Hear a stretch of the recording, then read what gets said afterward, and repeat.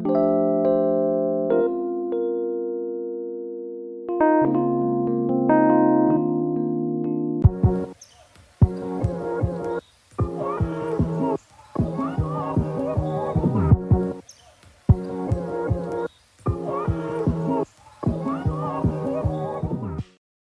guys, my name is Sharon Apio. You're welcome back if you're a returning subscriber, and if you're here for the first time, please hit that subscription button. Today we are making Hawaiian pizza, and first let us deal with our dry ingredients before we talk about the pizza. So here I'm adding sugar, 2 tablespoons of sugar, 300 grams of all-purpose flour, and 1 teaspoon of yeast, dry instant heat, not the fresh one. So we are just giving that a thorough mix. Add a little bit of our vegetable oil, and just give it a mix. Ensure the ingredients are well incorporated in the flour. And here comes our warm water. We add it bit by bit until we get the right texture for the dough. Okay, so as we mix the dough, as we mix the flour into dough, let's talk about pizza. The pizza we're making today is Hawaiian pizza. Pizza gets different names when it comes to the toppings. So Hawaiian pizza mainly consists of the prawns. It consists of the pineapple. It consists of maybe some sprinkle of meat, of beef, if you so willing, according to your preference. So pizza generally is a traditional dish, mainly originating from the southern Italy. In simple terms, it's a flat bread dough that can be topped with a wide variety of ingredients and baked quickly. The only rule is not to add wet ingredients, such as tomatoes, which are too juicy, because you don't need too much juice. It will make the pizza soggy. Traditionally, pizzas are baked in wood-fired brick oven, but they can be baked in any type of hot oven for a period of 8 to 15 minutes, depending on the ingredients.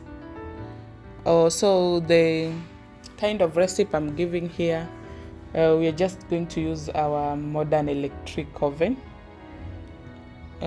which we are going to use to bake our pizza.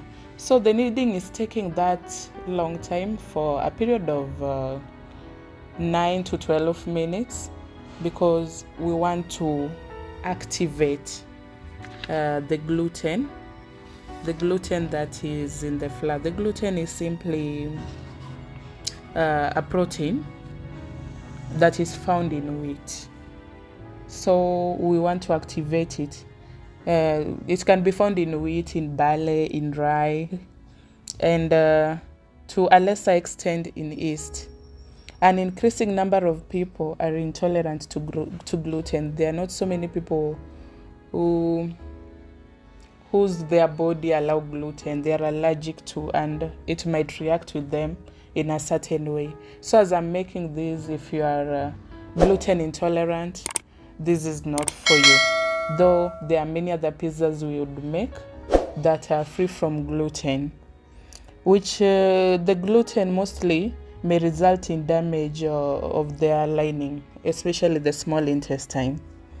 This is also known as celiac disease, and people who are intolerant must avoid the consumption of wheat and flour-based products, any flour-based product, although it's essential to clearly list all the allergies, so that if you are intolerant, we go with that. So the next thing, we've covered our dough to let it prove, which is very important. We give it time due to that yeast.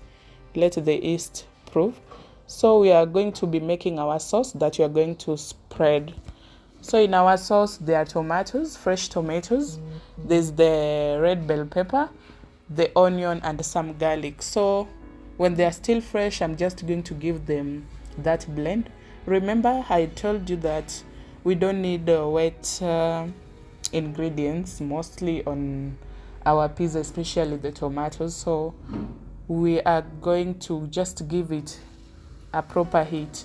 So you just add some oil and add the pureed tomatoes, bell peppers, onion and garlic inside your pot. So, and you let it heat until all the juices are rendered down.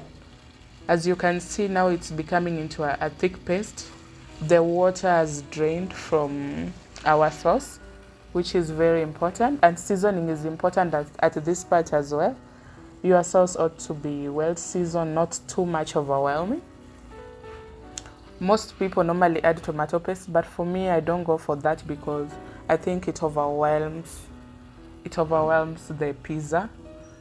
It brings that strong citric nature in our pizza, which overwhelms everything. It even takes over the ingredients. So we just do it mild sauce, which is very good. The acid is still going to be in the tomatoes, which is okay, so I won't be adding tomato paste at this point. And the more you give it that heat, the more the color changes and the more the water is drawn from it. And now we've cut our prawns and we give that a thorough mix. Look at this. This is almost ready. Just almost ready. Look at that. The next thing we are going to use today, I'm going to use cheddar cheese, and it was a whole block, so I'm just going to grate it to get to sprinkle it in my pizza. And as we are working on the pizza toppings, remember our sauce is also still cooking. Normally I wait for my sauce also to be cold before adding it to my dough, so that I'd avoid the sogginess of the dough, because we need a little crisp on the dough, not a soggy dough. Now look at that. Now our sauce is very much ready, and you can see the oil is coming up and all the water is drained from it. Now this is our cheese. Look at that. This one is now very ready, so we just keep it aside so that it can get cold after it's ready. We have our ingredients here for the toppings. We have the prawns, we have the cheese, we have now our sauce that we've made, and I've shown you how you can make that, and some ripe pineapples. And here at this point I remember that I had some leftover steak, which are going to come in handy when it comes to topping. So I'm just going to add that still. So I'm poking the holes. Remember, after putting it on the pan, I had to let it also rest to prove a little also. So I'm just going to spread the paste.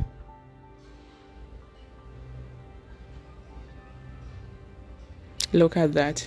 Remember to knock up your dough before maybe even making a shape, to knock it back, because when you've proven it for, let's say that took a lot of time, like 2 hours for it to prove, just knock it back to beat those air bubbles and to introduce the air inside the flour, which is very important. I just give it a spread, a generous amount of the sauce.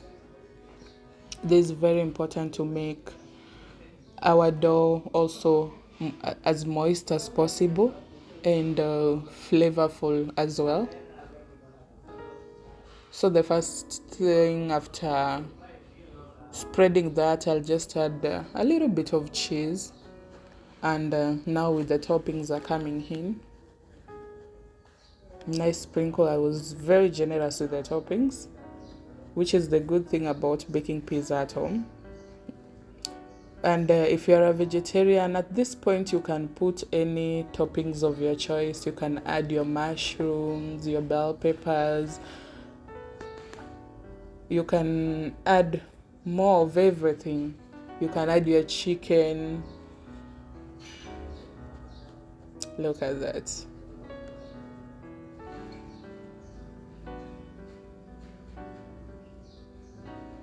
Look at that.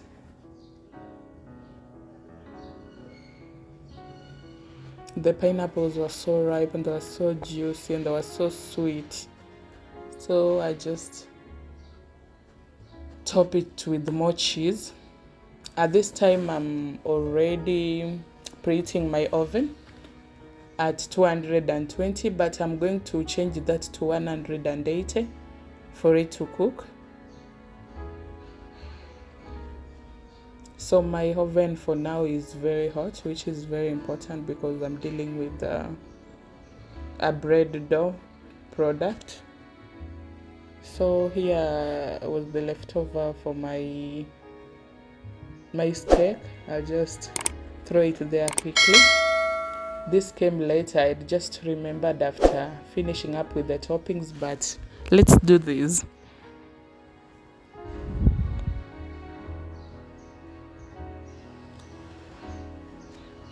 Nice. Look at that color.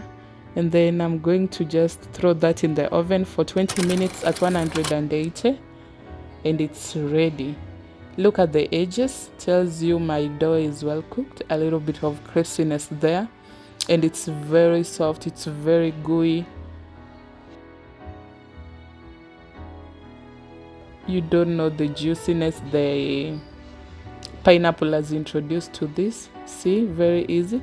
But at this point, if you have a pizza cutter, it will make your work easier. This was quite messier though.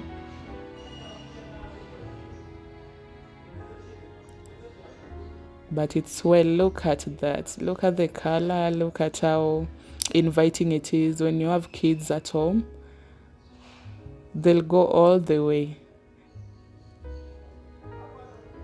Look at that. And I tell you, the kids are really going to enjoy this because of the color is so appealing. Even the camera isn't doing more justice here. Look at this. Look at that. And it's time to know the truth. That first bite, I just wanted to have more and more. At the second bite, I was like, now that is what we wanted. Please save this recipe, save it, and try it at home. Please let me know how it turns out. And to most of my followers who have sent pictures of the recipes they have made, thank you so much for the support. And I really feel good when I know that people are learning out here and we are doing this together. Thank you. Until next time.